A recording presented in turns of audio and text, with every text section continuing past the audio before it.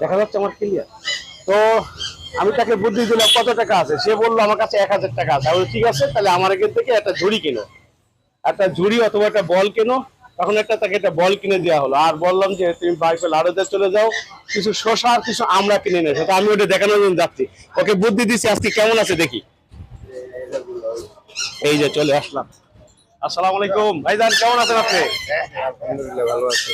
তো এখন আপনার ব্যবসা কেমন চলতেছে? চলেছে আলহামদুলিল্লাহ ভালোই চলেছে। তাহলে আমার বুদ্ধিটা আপনার কাজে লাগছে। অবশ্যই কাজে লাগছে। এখন আপনার ইনকাম কেমন হচ্ছে সেদিন? কত থাকে, কয় টাকা থাকে? থাকে মোটামুটি 400-500 টাকা, 700-800 এরকম। যাই হোক, আপনার সংসার ভালো চলছে। যাক, গ্রামে আসার পরে যে আপনাদের বুদ্ধি দিলাম একটা বল আর কটা শশা কটা আমরা বাইবেল থেকে কিনে আনার জন্য, এটা কি আমার বুদ্ধিটা তো ভালো হয়েছে নাকি? হ্যাঁ, অবশ্যই ভালো। যাক, আমি তো মানুষের ভালো কাজে আসছি। অবশ্যই আলহামদুলিল্লাহ ভাই, তো ভালো থাকবেন, সুস্থ থাকবেন। আসলে এরকম বুদ্ধি দিতেও পারে না, আবার কেউ নেয়ও না। আমার ভাই গ্রাম থেকে এসে সে আমার কাছে বুদ্ধি নিল, ভাই আমার একটা কর্ম দরকার।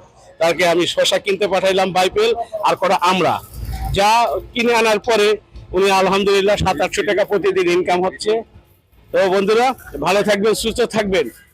চুরি ডাকাতি বাটপারি করে খাওয়া থেকে কর্ম করে খাওয়া ভালো। আমরা গরিব মানুষ, আমরা কারোটা মেরে খাই না, যার জন্য আমরা